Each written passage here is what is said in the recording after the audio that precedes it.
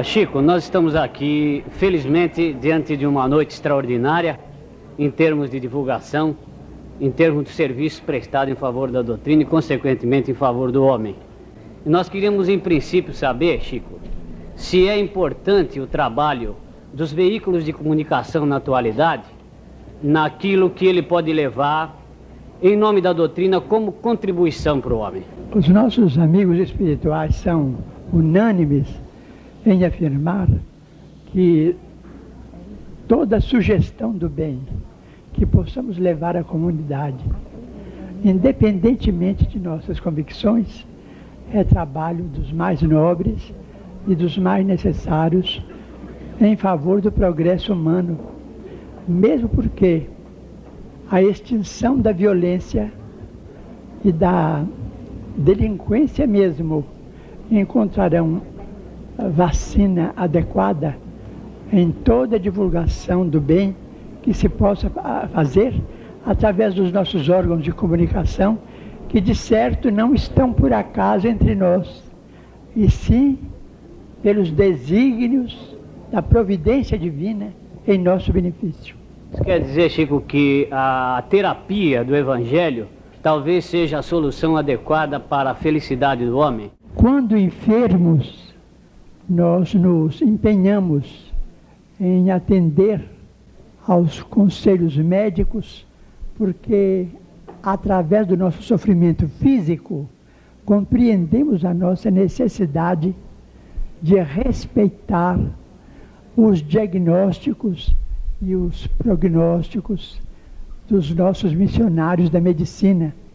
Se fizéssemos o mesmo em relação à nossa vida espiritual, com os ensinamentos e indicações de nosso Senhor Jesus Cristo, o resultado seria a cura de nossos males coletivos. Chico, ainda uma pergunta em nome da Rádio Boa Nova de Guarulhos. Diante dos dias difíceis em que estamos atravessando, em que se fala da violência, da insegurança, do medo, sabemos que os tempos estão chegados.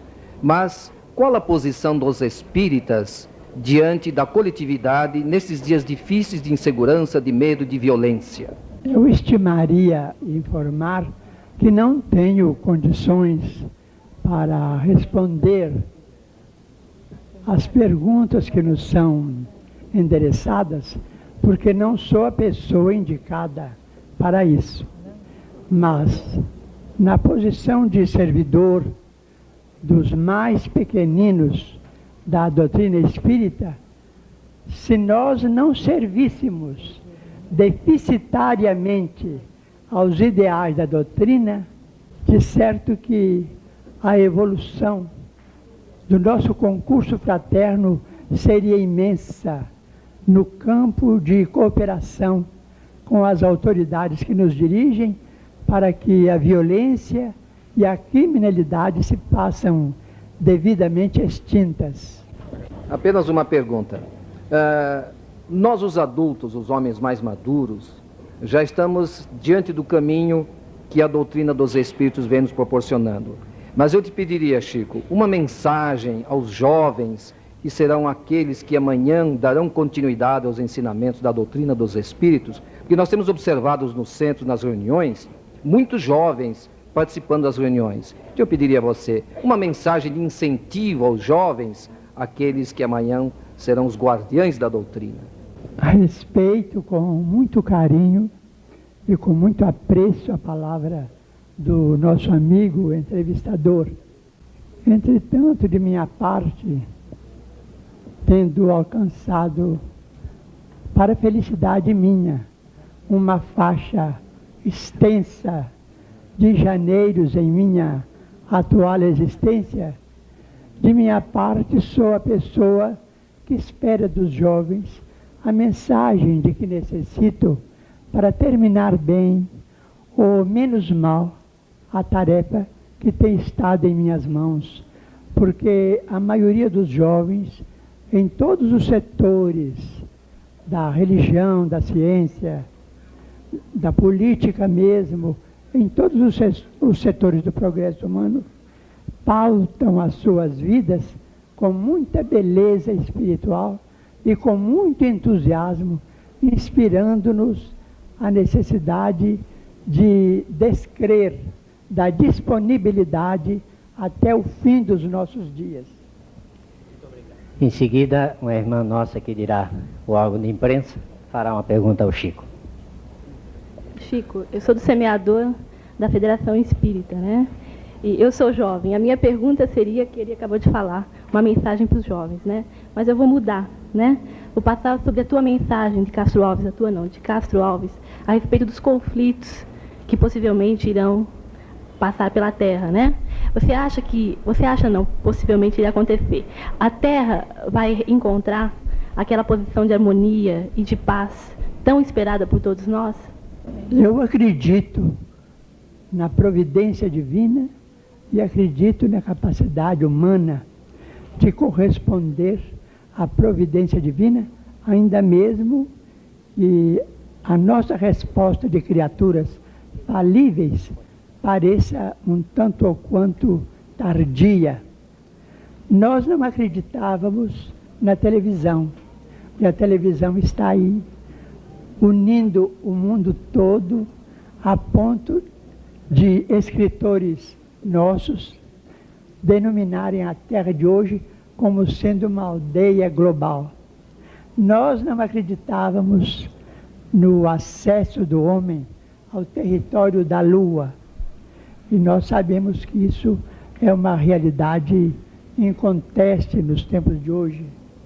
Nós não acreditávamos na cura da varíola, por exemplo, e de outras moléstias consideradas fatais para o gênero humano. Entretanto, a própria hanseníase já está em seus processos de cura, e todas as realizações que vamos encontrando, que vamos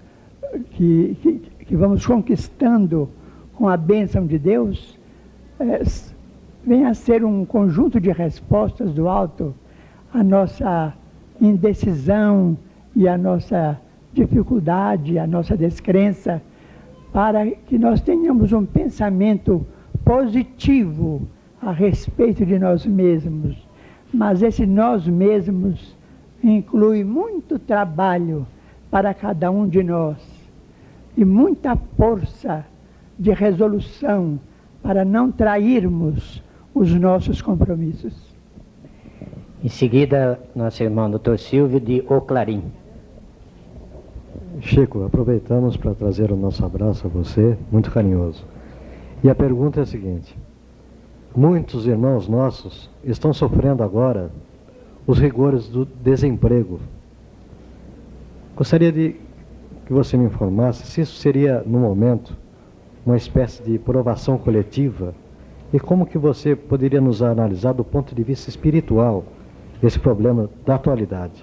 Será uma resposta para a qual peço desculpas a todos aqueles que não concordarem com esta ideia. Mas, tendo procurado trabalho aos 10 janeiros de idade, numa fábrica de tecidos, e estando a trabalhar com muita alegria de minha parte até hoje, eu penso que o desemprego será extinto quando nós, as pessoas humanas, estivermos à procura de trabalho e não de vencimentos.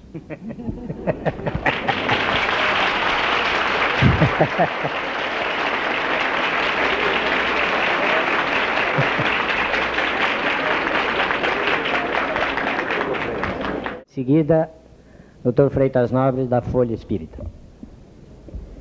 Chico, nós sabemos com que sacrifício você está hoje aqui. Nós sabemos das dificuldades da saúde. Nós sabemos que muitos vão a Uberaba esperando uma mensagem do filho desencarnado, do esposo desencarnado, do irmão, do parente, do amigo. E sabemos que muitas vezes, muitos desses não conseguem a mensagem, porque você apenas é um intermediário e são tantas as necessidades. Além disso, você tem reduzido um pouco por imposição dos médicos e às vezes até você contraria, de certa forma, essa decisão dos médicos, para procurar atender a esses que procuram esse diálogo entre os dois mundos, o mundo corpóreo e incorpóreo.